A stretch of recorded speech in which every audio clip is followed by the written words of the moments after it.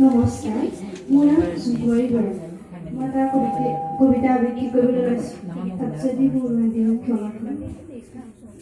তুমি নাৰী দুৰ্ভগীয়া, তুমি নাৰী সঁচাই দুৰ্ভগীয়া, তুমি কৰা কষ্ট মূল্য যেন আজি মূল্যহীন।